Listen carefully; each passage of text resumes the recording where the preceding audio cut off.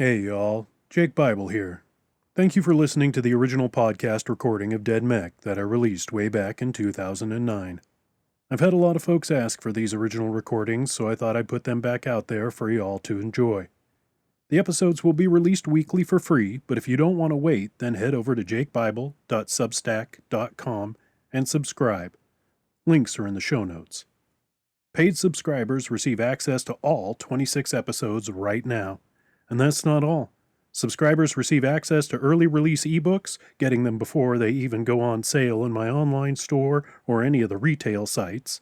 Plus, early access to new audiobooks, exclusive short stories, including the weekly Friday Night Drabble Party, live readings, and so much more. That's jakebible.substack.com. Subscribe now and get all the goods. Now, enjoy a little bit of the past. Thank you.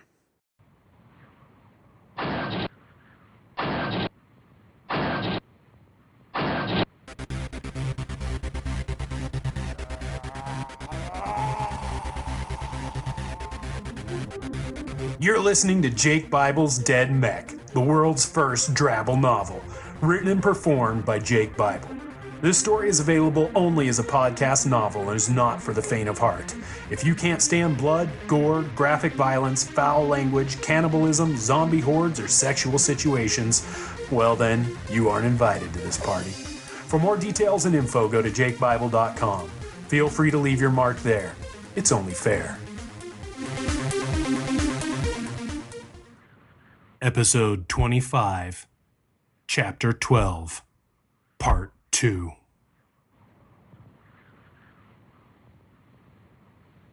"Mech coming in! Clear a path!" Caprizi shouted at the railers setting up triage stations within the staging area. "Where do you want me, Jethro?" "Follow the flashing red line to the reload positions on the wall.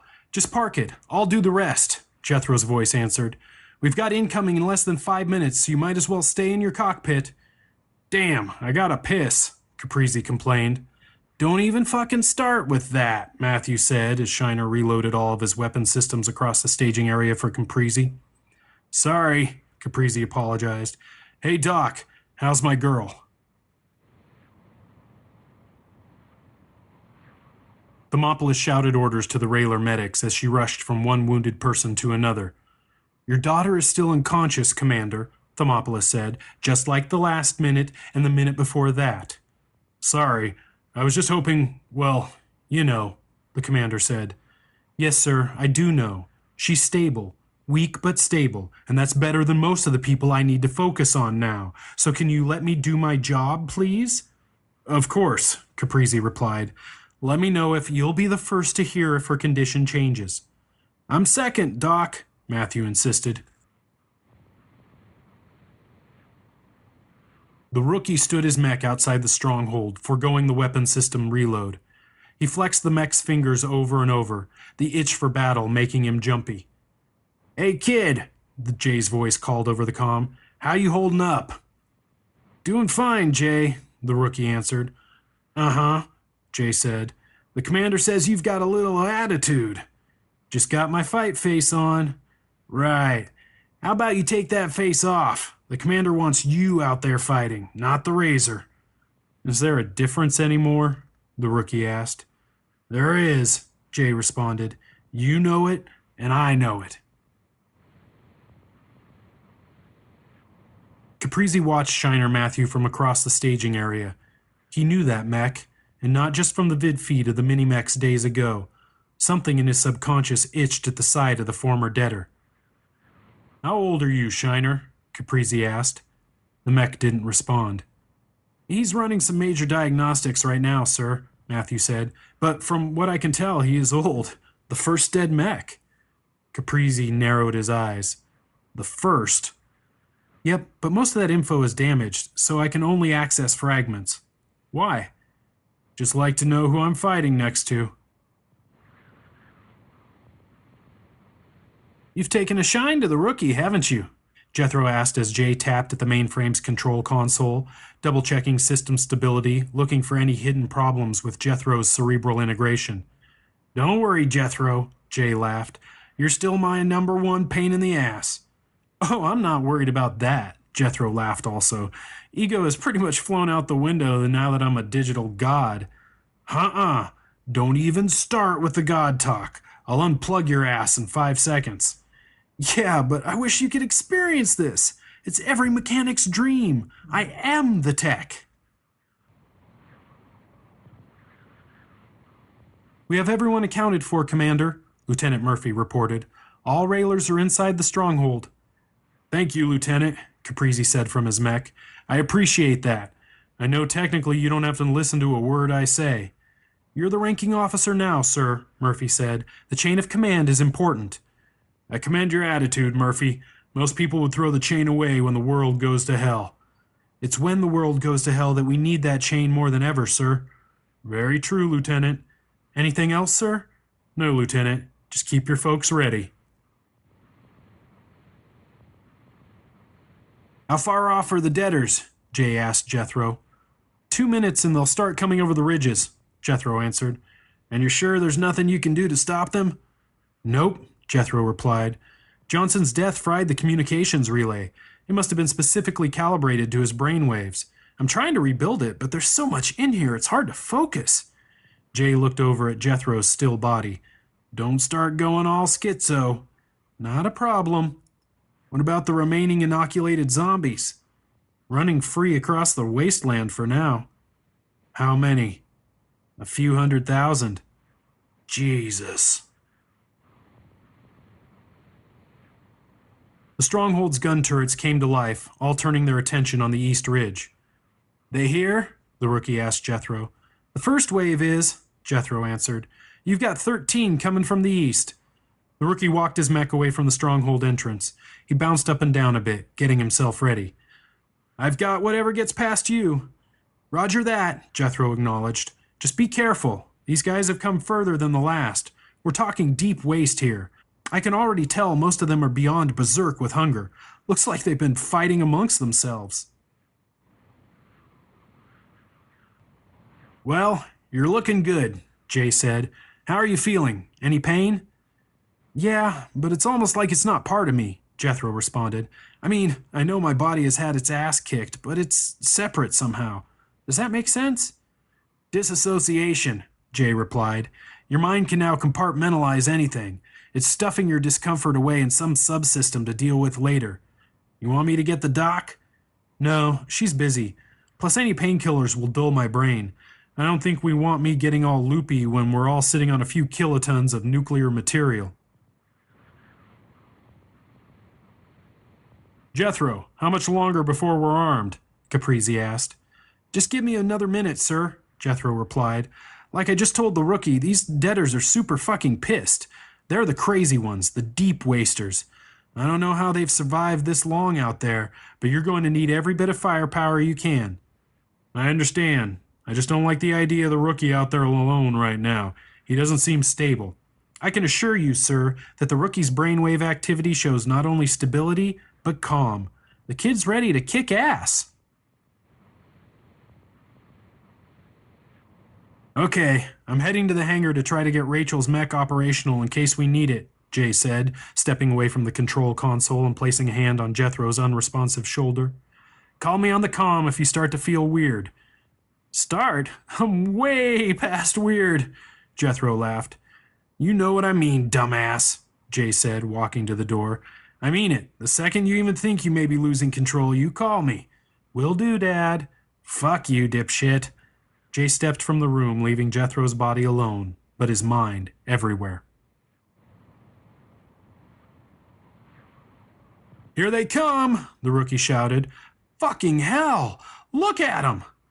Over the east ridge, 13 dead mechs charged. Many of them missing arms, cables hanging loose, struts bent at strange angles, their metal pitted with rust and deep gouges from God knows what.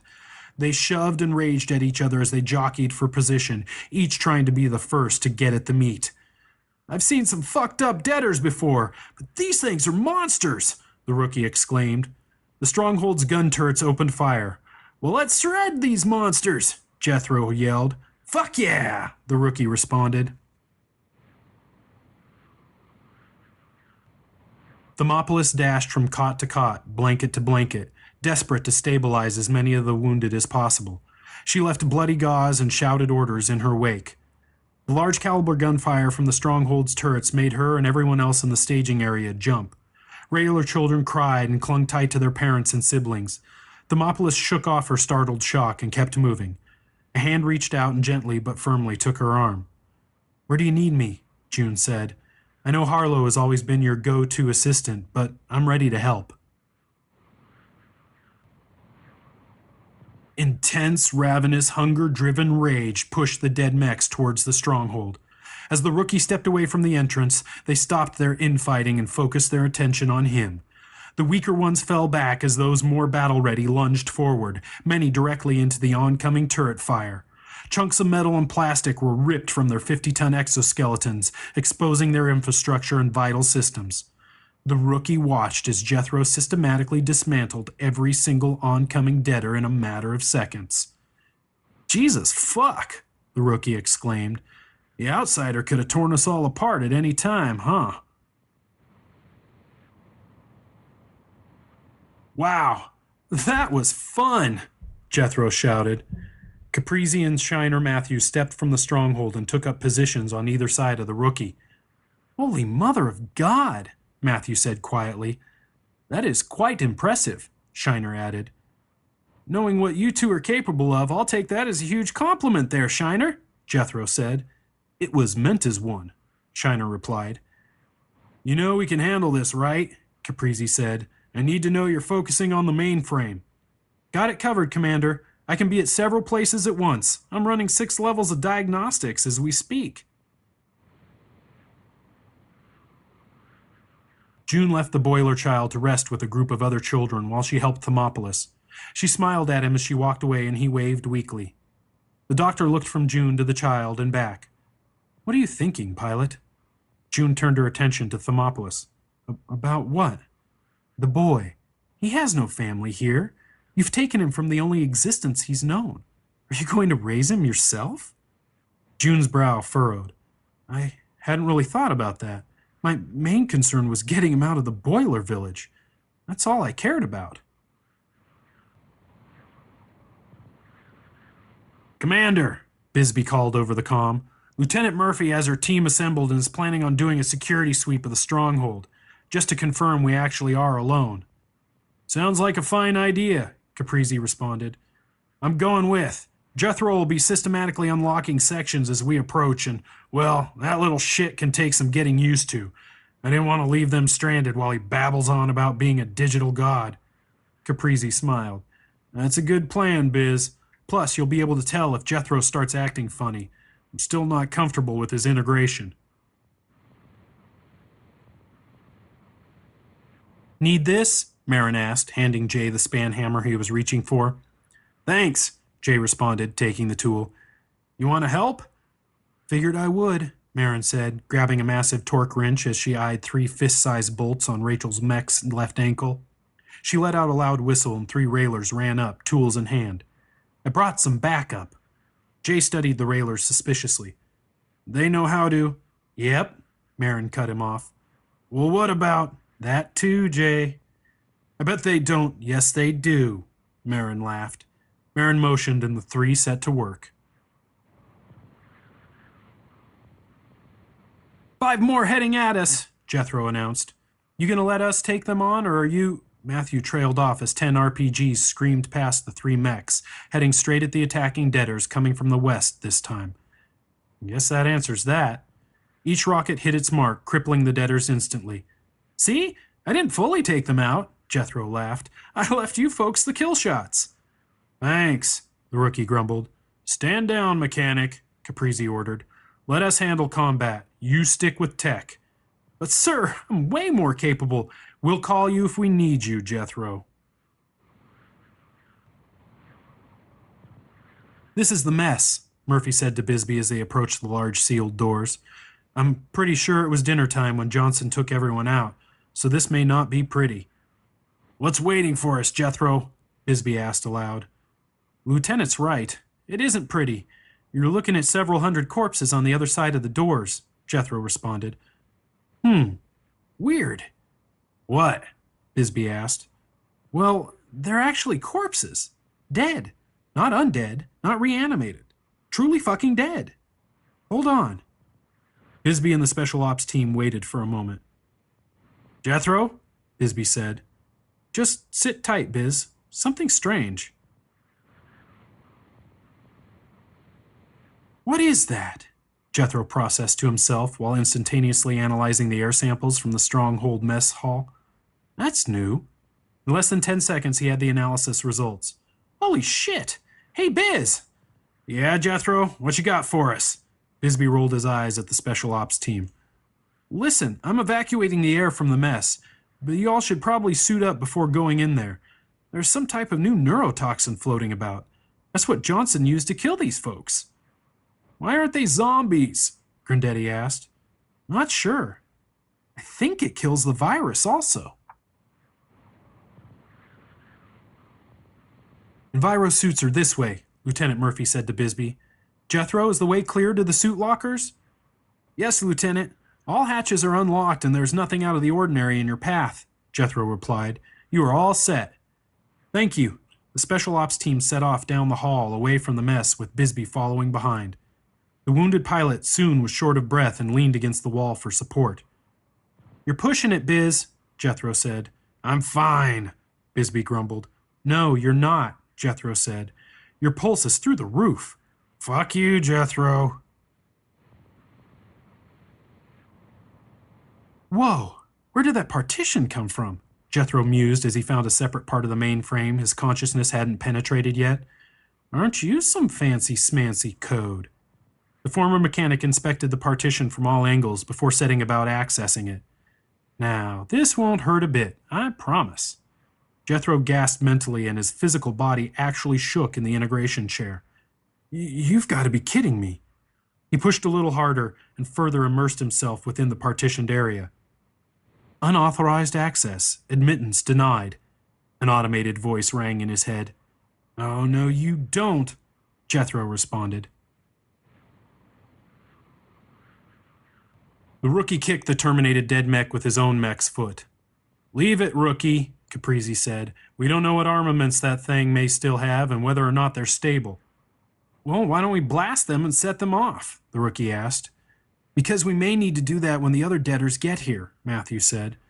My scans indicate that all dead mechs have long been out of any type of ammunition, Shiner added. See? The rookie said. It's a learning lesson, rookie, Caprizi said. Jethro, when's the next wave? Silence. Jethro? Caprizi asked again. Bisbee watched the special ops team clomp past him in their clunky Enviro suits. You guys go ahead, he said, waving them on. I'll catch up in a bit. Specialist Saul gave him a thumbs up and Bisbee could see the grin through the faceplate. No hurries, pilot. Take a load off. You've earned it. The team stepped to the Stronghold mess doors and waited. Anytime you're ready, Jethro. We're all suited up, the lieutenant said. The doors remained closed. Bisbee got to his feet and walked over to the team. Hey, Jethro, open the fucking doors. Silence. Proximity alarms echoed about the commander's cockpit. Jethro, where the fuck are you? We have incoming and I need numbers now. Caprizi waited, but there was no response. Jay, come in. What's up, Commander? Jay answered over the comm. I've lost contact with Jethro and we have hostiles on the way. I'm on it, Jay replied. The rookie turned his mech 360 degrees. I don't see anything, sir. I don't have a visual either, Matthew agreed. Shiner? There are many readings, Shiner responded. 10 from the east, 9 from the west. Well, rookie, time to go to work, Matthew shouted. You got this? Jay asked Marin as he clambered down from Rachel's mech. Yeah, go, she yelled. Jay sprinted from the staging area and down the long concrete hall leading to the mainframe. When he reached the door, he found it was locked tight. Pulling a screwdriver from his belt, he pried the door control panel off. He took a quick glance at the wiring and laughed. That's the best security they could come up with?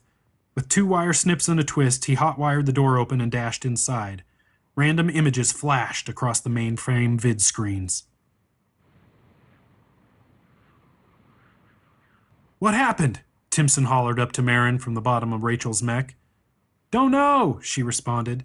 Something's wrong with Jethro. That's not good. No, it's not. Jenny! Timson turned, looking for his daughter. What? She yelled, busy wrapping her left hand with gauze, covering a nasty burn. Jethro's down, which means the guns are down, Timson shouted. Come on! Jenny sighed, then started barking orders at any railer that wasn't wounded or tending to the wounded.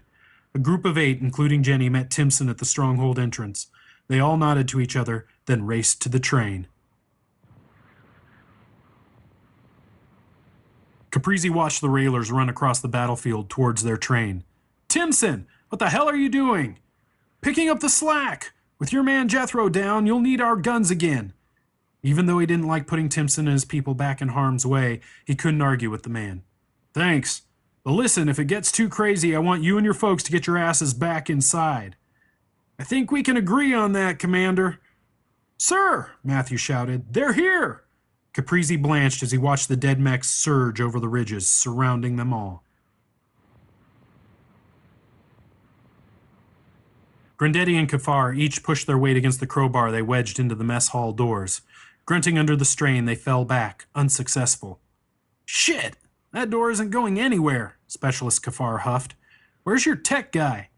Bisbee shook his head. I don't have a fucking clue. Jethro? Jethro! Biz, it's Jay. I need you in the mainframe room. What the hell is wrong with Jethro? I don't know. Just get your ass here. I need your eyes on something, Jay barked. Okay, calm down. Bisbee nodded to the special ops team and hurried away on still shaky legs. Back to back on me now, Caprizi ordered. Shiner Matthew and the rookie backed their mechs up next to Caprizi's, creating a triangle of mech firepower. Keep firing until I say break. Do not step away until then. Yes, sir, Matthew shouted. Gotcha, the rookie acknowledged. Affirmative, Shiner added, making Caprizi grin despite himself, knowing he now commanded a former debtor by default. As the dead mechs raged down the ridges, Caprizi, Shiner Matthew, and the rookie opened up with everything they had. Hot lead and plasma blasts filled the air. The earth shook as the bolts and bullets found their marks.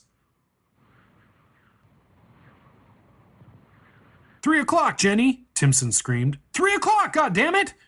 Jenny swung her gun turret about 45 degrees and opened fire on the dead mech only yards from her. The behemoth shuddered under the large caliber rounds, but kept charging, its dead fist reaching for her. Fucking get out of there! Jenny unstrapped and leapt from the gun seat, rolling across the train car roof as the debtor's hand slammed down where she had just been. She got to her feet immediately and jumped the gap between train cars, trying to put more distance between herself and the undead battle machine. The rookie watched the debtor chase Jenny from car to car, the other railers unable to help her without risking hitting each other. Commander, Jenny's in trouble, the rookie called. Do not break formation, Caprizi yelled back, putting 6 plasma blasts into a debtor's midsection, dropping the thing in a pile of flame and melted metal. That's an order, rookie. The rookie snarled in frustration. He sent 50mm fire towards the East Ridge attackers, then turned his plasma cannon on the dead mech chasing Jenny. Cracking his neck, he slowed his breathing and took careful aim, leading the debtor slightly. Jenny stumbled and slid, nearly tumbling off the train car she was on. Jenny! She heard her father scream as the dead mech reached for her, its zombie pilot thrashing in the cockpit, eager for its meal. She felt the train car rock and shudder once, twice, then the dead mech's cockpit exploded outward towards her, and she could see the extended arm of the rookie's mech, plasma cannon glowing, through the resulting hole in the debtor's body. Sorry, wasn't exactly a clean shot, the rookie said over the comm. Did you catch any shrapnel? No, I'm good. Thank you. Dead mechs 8 and 12 have weapons capabilities, Shiner called out. Target those. Too late, Caprizi responded, a fire burning in his left shoulder as 2 slugs ripped through his uniform, his skin, muscle, and bone. I'm hit! The commander's mech wobbled, but he gritted his teeth and regained control. Split now! Take the battle to them! Thought you'd never say so, the rookie yelled, pushing his mech into a full run towards 4 oncoming deaders. He dropped and slid, taking their legs out, then was up and throwing punches, elbows, and kicks like the pit-fighting boiler he was. Jenny strapped herself into an unoccupied gun seat and brought the turret to face the deader with the 50mm. She unleashed a hail of large-caliber rounds at the dead mech, ripping its thighs to shred. The thing fell forward, one arm outstretched to catch itself, while its 50mm shot wild, hitting several of the deaders close to it. One of the dead mechs that was hit became further enraged and began to pummel the fallen deader, ripping its 50mm right off its frame, beating the thing over and over with the gun until the dead mech no longer moved. Shiner Matthews sidestepped, bringing its left knee up as a deader dove at it. The dead mech's cockpit crumpled like paper from the force of the impact, and Shiner Matthew wasted no time in blasting the zombie pilot, lifting the defeated dead mech over its head and tossing it into the group of attackers coming from the west, sending several sprawling. Left hydraulics took serious damage, Shiner stated. Serious damage and non-functioning are two different things. Keep fighting, Matthew responded. I had zero intent of surrendering the fight. I was merely giving you a status report, Shiner stated. Status noted. Thanks. Matthew, down! The rookie shouted, rushing towards the mech. Shiner dropped the 50-ton war machine to the dirt just as the rookie leapt above them, tackling the deader poised to strike from behind. The dead mech tucked a leg up under the rookie and easily tossed him off, sending the live mech rolling across the ground. The dead mech was instantly on its feet and roaring. Shiner Matthew reached for the deader's leg, trying to trip it up, but the thing moved quickly, avoiding the grab while also stomping Shiner Matthew's outstretched fist into pieces. It's a fucking thinker! Matthew cried. The gunner 2 cars from Timpson's pleaded for help as he was plucked from his seat by a dead mech and jammed into the thing's cockpit, the poor railer's limbs snapping as his body was shoved through the windshield. Caprizi, we're getting our asses handed to us. Where the fuck is your... But Timpson never finished, as giant metal fingers closed about his head, popping it off like a cork from a bottle. Jenny screamed as she turned her turret to see her father's decapitated corpse spewing blood from its open neck before the deader snatched it up. Daddy! No! Caprizi watched Jenny open fire in a mad rage, aiming at anything that moved. Watch the friendly fire, goddammit! He ordered over the comm. But Jenny was lost in murderous grief, oblivious to the world around her, bent only on death and revenge. Jay, give me something. Is Jethro back online? Back online? He's not a fucking machine, Jay barked over the comm. Right now he is. I need the Stronghold's defenses operational. Can you bypass him and hack them yourself? Not a fucking chance. This system is locked down. Only one person at a time is allowed access. Marin, you read? Yeah, Jay, what you need? The railer mechanic responded over the comm. I need your help right now, Jay replied. I've got Bisbee monitoring Jethro's life signs, but I need another set of tech hands. This shit is 10 kinds of fucked up.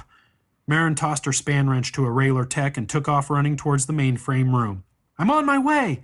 She quickly passed the Special Ops team still struggling to open the mess doors, but didn't slow to help even when Specialist Soul began shouting after her. When she entered the mainframe room, she gasped. The rookie got to his feet firing, sending round after round into the deader, reaching once again for Matthew Shiner. The monster shuddered under the assault, but refused to fall. It turned its attention onto the rookie, roared, and charged. Holy fuck! This one won't fucking die! The rookie yelled, bracing for the impact as the dead mech continued to close the distance despite being riddled with large-caliber slugs. The rookie's head slammed back as war machine met war machine and the world spun. He could hear someone shouting but was barely audible over the ringing in his ears. What the shit? Marin said, her eyes drawn to the rapidly changing images flashing across the mainframe vid screens. Where are those coming from? I don't fucking know, Jay shouted, but I think they're what Jethro is seeing. His pulse is weakening, Bisbee called out. Should I get the doc? Not yet. Just give me a second, Jay replied. Marin, Take that console there. See if you can find an end around to get manual control of the stronghold defenses. Our people are getting torn up out there. Marin studied the tech in front of her and went to work. Red. The red of blood. Blood spurting from Timson's neck, the blood pumping behind Jenny's eyes, making it even harder to see past the hot tears. Her whole world turned red. Damn it, Rayler! Get yourself under fucking control! Caprizi shouted, throwing his mech to the ground as Jenny swung about, heedlessly firing at everything around her. Caprizi had to make a quick decision, a decision he didn't want to make, but had no choice. He sent a plasma blast into the train car Jenny was set up on, knocking the Railer senseless. I'm sorry I had to do that, Jenny. Shiner Matthew tried to get to the rookie's mech, but they barely made it 5 yards before being taken down by two deaders, each trying to rip one of Shiner's arms off. Forget the left, Matthew shouted. That hand is useless. Shiner Matthew ignored the dead mech attacking on the left and focused on the one on the right. The live mech targeted the deader with its RPGs and fired, knowing the proximity would be dangerous. The rocket exploded immediately, shredding the dead mech, knocking Shiner Matthew back into the other deader. Left hydraulics are gone, Shiner stated. Then we limp, Matthew shouted. The violent shaking and the sound of wrenching metal brought the rookie out of his daze. His eyes focused on the deader only feet from his cockpit, and he realized he was in a world of shit. Matthew, I'm fucked, the rookie shouted. I'm struggling too, Matthew responded. You're on your own, kid. Commander, the rookie yelled. No go. I've got 3 on me and I'm barely holding them off. The rookie thrashed, but the deader had him pinned. Fuck! Would you care for assistance, pilot rookie? Stomper's voice asked over the comm as a giant hand closed around the deader. Masters, thank God! Matthew yelled. Guess again, Matty, Harlow's voice called. Masters is grounded for being such a fucking pussy. I'm the hero today. Harlow? But you're dead. Apparently that's the fucking rumor. I really thought you guys had more confidence in my ability to kick the wasteland's ass. Welcome back, Pilot Harlow, Caprizi said. Perfect timing as always. I take pride in my job, sir. Now, where do you want me to toss this fucking deader? Harlow asked, holding the squirming dead mech in Stomper's massive fist. Anywhere you want, pilot, as long as it does maximum fucking damage. Jay, seriously, man, Jethro's pulse is plummeting, Bisbee shouted. There's nothing I can do about that, Biz, Jay shouted back. Doc, it's Biz. Jethro isn't doing well, and we need you ASAP, Biz said over the comm. I've got dozens that aren't doing well, Biz. Jethro will have to wait his turn, the doctor answered. The monitor hooked to Jethro trilled sharply, then let out a steady, high-pitched tone. Almost instantly, the Stronghold's voice boomed throughout the facility. T-minus 30 minutes until nuclear detonation. I think he just went to the front of the line, Doc, Bisbee said. T-minus 29 minutes until nuclear detonation. What the fuck? Specialist Grandetti said. Didn't we just go through this? Something must have happened to the mechanic, Lieutenant Murphy stated. The mainframe isn't built for just anyone. I heard it takes weeks of conditioning to prep your mind for the shock. Fuck all this tech, Soul cursed. It's tech that's gotten us into this fucking mess to begin with. I'm about ready to bug out of here and go live in a fucking cave. This is a fucking cave, Specialist Kafar responded. Fuck you, you know what I mean, Soul replied. T-minus 28 minutes until nuclear detonation. This better be a drill, Jay, Caprizi shouted, targeting 2 deaders as Stomper crushed 3 more with its giant feet. Jethro's flatlined, Jay answered. Thermopolis is on her way and Bisbee's doing CPR, but we may need to evac. Evac? Evac where? Caprizi shouted. Figure out how to fucking shut it down or get Jethro's ticker pumping again. There is no fucking evac. Yeah, I'm working on it, goddammit. You're not the only one fighting here. You think I wanted this to fucking happen? You can go fuck yourself, James, Jay roared. As he watched Shiner try to push itself upright with its one working arm and bad hydraulics, Something about the way the thing moved finally triggered buried memories. Matthew, I want you out of that mech right now, Caprizi ordered. Sir, I can't. Shiner's AI will deteriorate if we aren't integrated, Matthew responded. That's bullshit, pilot. The mech is just using you as a shield against me. I'm sorry, sir, but what the fuck are you talking about? Your mech knows, don't you, Shiner? You know exactly what I'm talking about.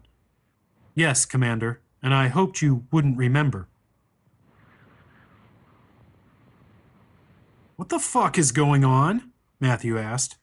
I am sorry, Matthew, but your commander is correct. I have deceived all of you, Shiner answered. For your safety, I would advise exiting the cockpit. Nothing will happen to my AI. Matthew sat there unmoving, a million thoughts running through his mind. How did you keep this from me? I repaired my AI in storage while in the stronghold running diagnostics. There is much you will learn, but now is not the time. Shiner opened the cockpit and Matthew felt the cerebral integration disconnect. I am sorry for the deceit, Matthew. Matthew sprinted towards the stronghold entrance, dodging mechs, dead and live. He didn't care about the fact he was in mortal danger and could be squashed at any moment. The joy of using his legs again and touching solid ground was exhilarating. Commander, you fucking plan on letting us all know what is going on? Matthew shouted, but soon didn't care about the answer as a roar behind him made his blood run cold, and he turned to face a dead mech looming, blocking the sun. Got him! The rookie shouted, grabbing the deader and slamming it to the ground. Stomper Harlow and the rookie continued to wage war as Caprizi walked his mech up to Shiner. You were the first, right? You know the answer already, Commander, Shiner responded. You killed my wife, Caprizi growled. You killed an entire city-state's population. I know. Caprizi raised his plasma cannon and fired point blank into Shiner's midsection, sending the mech flying. Commander, what the fuck? Matthew yelled, watching from the safety of the stronghold entrance. Stay out of this, Jespers, Caprizi ordered. But sir, he is correct, Matthew, Shiner said, struggling upright. This is not your fight. Please, stay out of it. How many thousands have you killed over the years? Caprizi snarled, lashing out with his mech's foot, knocking Shiner back to the ground. He raised his 50mm, aiming at the mech's cockpit, then laughed. Nothing to shoot. No zombie pilot to kill. Do you even remember your pilot's name? I do. It was Pilot Yuen Chao Men. He was a friend and brother to me. I did not kill him, Commander, Shiner said weakly. I was as much a victim as he was. Liar!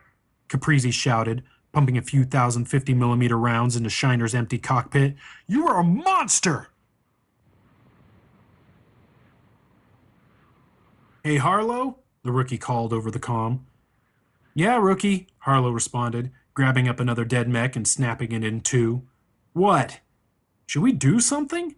The rookie asked, dodging a blow from a pitiful-looking deader with only half an arm left and a zombie pilot that barely had the strength to open and close its jaws. If the commander needs us, he'll ask, Harlow answered. Right now, let's give him his space and work out whatever the hell is going on. Just keep any deaders from getting to him, got it? Okay, but not our fight, rookie.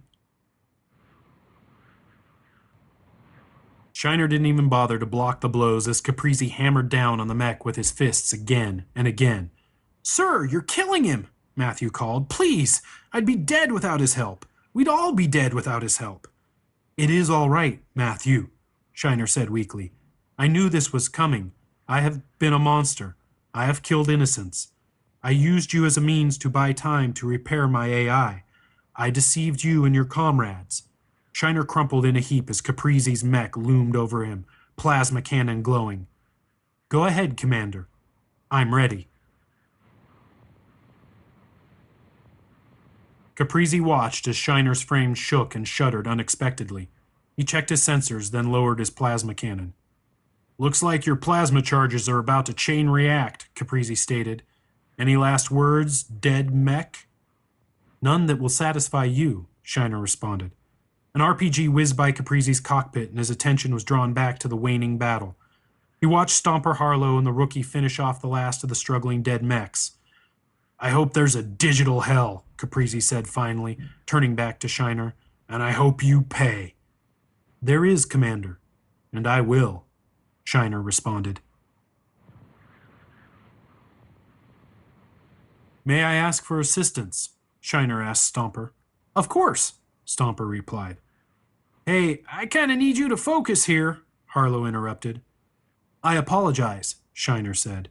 But my hydraulics are not functioning, and unfortunately all of my plasma charges are about to chain react.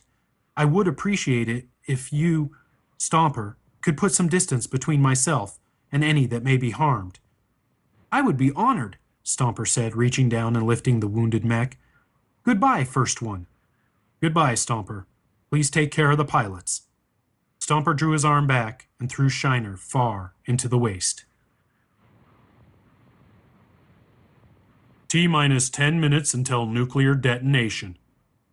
Thermopolis stopped compressing Jethro's chest and reached for the portable defibrillator. Don't you fucking dare, Jay shouted. He's hooked to the fucking mainframe. You'll fry it all. Thermopolis tossed the defibrillator on the ground. Well, what do you want me to do? He's fucking dead, Jay. I've been trying CPR for minutes. His brain is a vegetable by now, the doctor cried, slumping to the ground. T-minus 9 minutes until nuclear detonation. The chief mechanic stopped his hacking, as did Marin, and they joined Bisbee at Jethro's side. Goodbye, friend, Jay sniffed. Bisbee drew his sidearm and approached Jethro's body. Jay stepped in front of him. What the fuck are you doing, Biz? You know what I'm doing, Jay. Get the fuck out of my way, Bisbee snarled. Marin grabbed Jay and tried to pull him away. We can't risk Jethro turning, not while connected to the mainframe. Jay sighed and stepped aside. Bisbee put the gun to Jethro's temple. The room went pitch black, all equipment going dead. I haven't pulled the trigger yet, Bisbee said. Everyone clapped their hands over their ears as Jethro's voice boomed from the loudspeakers. Everyone in the Stronghold's staging area cringed as Jethro's voice raged at full volume. The external loudspeakers nearly shook from their anchors. The mech pilots clawed at their ears, trying to pull their comms out before going deaf. Holy fuck! Jethro bellowed, then was silent. Jay watched as the monitors flickered and reset, and Jethro's life support beeped back to life, indicating the mechanic's body had a pulse again. Jethro? Jay whispered. Jesus fucking Christ! I highly recommend against a manual reboot when your body is hooked to the thing you're rebooting, Jethro said. That shit hurts like a bitch. Someone care to tell me what the fuck is going on? Caprizi ordered, watching Stomper finish off the last few crippled dead mechs. Status report, now. Sorry about that, Commander, Jethro answered. I got stuck behind a firewall and couldn't get free. All good now. A firewall? What the fuck are you talking about, mechanic? Caprizi asked. How do you get stuck behind your own goddamn firewall? Well, sir, that's the rub, Jethro answered. It wasn't the mainframe. I was stuck behind something else. You what? Sir, I think I was in a satellite. What? There aren't any satellites, Jethro. Hey, Jenny, can you hear me? The rookie said, having stepped from his mech onto the train car and knelt next to the unconscious railer. Come on, please wake up, girl. Jenny stirred and opened her eyes. Rookie? What happened? Did we... She shut her eyes tight again and tears squeezed onto her cheeks. Oh God, Daddy, she sobbed. The rookie took her gently in his arms and held her tight as her body shook and hitched. I'm sorry, Jenny. I really am. Jenny wrapped her arms about the rookie's neck and buried her face in his chest. Jay? What do you make of this? Caprizi asked. First I've heard about it, sir, Jay answered. Are you sure, Jethro? Pretty fucking sure, Jay, Jethro answered. I had all kinds of foreign code flashing through my brain. The shit I saw, holy fuck! It's going to take me a bit to sort it all out. Well, that's going to have to wait until I'm sure you're physically stable, Thermopolis ordered. Doctor, do you understand the importance? Medical override, Commander, Thermopolis stated. Jethro isn't doing a fucking thing until I give the go-ahead. Got it? Yes, ma'am, Caprizi replied. Incoming transport, Stomper stated. Everyone on the battlefield turned to see the mech transport speed towards them and then brake to a halt. The ramp descended and Masters stepped from the vehicle. Hey, everyone. What'd I miss? Pilot Masters, Caprizi shouted. Get your motherfucking deserting ass over here right now. Masters cringed and walked towards the commander's mech. Now, sir, before you start going all courts-martial on my ass, you gotta understand. I don't gotta understand shit, Pilot Masters, Caprizi said. Or should I say, Cook Masters? Masters blanched. You wouldn't. Just did, the commander said, stomping away. Cook? Stomper asked. Will Pilot Masters no longer be my pilot? Looks that way, Harlow answered. He fucked up pretty bad. He's going to be in the doghouse for quite a while. Doghouse?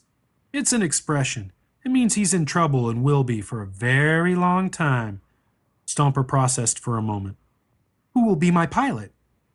I guess I can be. You are the biggest, baddest mech around, and I'm the biggest, baddest mech pilot. Perfect fit, really, Harlow replied. Stomper processed again. So that means I get a Harlow. Harlow chuckled. I guess you do. Matthew limped into the stronghold, waving off the Railer medics that approached him. I'm fine. Back off. He looked around at all the wounded and those attending them. She's over there, June said, stepping up next to Matthew and pointing at a cot in the corner. She's still unconscious. Sorry. Matthew grunted and started towards Rachel, but stopped and faced June. Thanks, June. I mean that. June nodded as Matthew continued walking to Rachel's cot. June felt a small hand in hers and she looked down to find the boiler boy. She swept him up and hugged him fiercely. Jenny's sobs slowed and she pulled her head back, her bloodshot eyes locking with the rookie's. What's your name? Huh? My name? The rookie asked, taken aback. Yeah, your real name. The rookie took a deep breath. Dog. Jenny narrowed her eyes. I'm sorry. Did you say dog? The rookie smiled weakly. Unfortunately, yes. Boiler, remember? She laid her head against his chest. I think I prefer the rookie. Yeah, I think I prefer that too, the rookie agreed. Jenny began to cry again, but softer this time. The rookie pressed her into him and rocked her back and forth. Caprizi surveyed the battlefield. Broken mechs lay everywhere, their parts littering the ground. He looked at the Railer train with only 4 cars intact, seeing Jenny and the rookie on one of them, a Railer in a boiler's arms. He watched Stomper lower Harlow to the ground and Masters run to her. Harlow passed him by, her hand up, palm out. Masters chased after, and although Caprizi couldn't hear the words, he was pretty sure Harlow would make Masters repeat them for a good long while. Caprizi slowly, painfully undid his straps and sighed, exhausted. Now, the real work begins. Jethro, I need an open channel, Caprizi ordered. Boost the signal as high as you can. I want anyone still living and listening out in the wasteland to hear me. Channel open, sir, Jethro responded. This is Commander James Caprizi.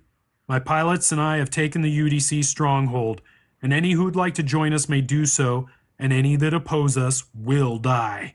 Caprizi paused. It is time to truly live free, not as ghosts of the past, not as UDC puppets. We live as one or die apart. I want to live. Do you? Caprizi, out.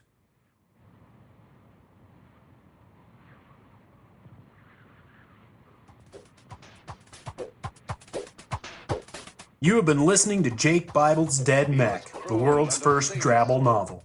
The preceding episode was recorded and produced by the author. The intro music was Miles and Miles by Leica Kress. Outro music is Destroy by The Eternal. Both tracks available at podsafeaudio.com. Title graphic by Ed Delaney. Find him at peculiarcomics.com. This recording is protected by a Creative Commons Attribution Non-Commercial No Derivative Works United States 3.0 license. You can share it, copy it, and give it to anyone you want. Just don't edit it, change it, or try to make any money off it without direct permission from the author. Thank you for listening. My head is spinning. Time is running out.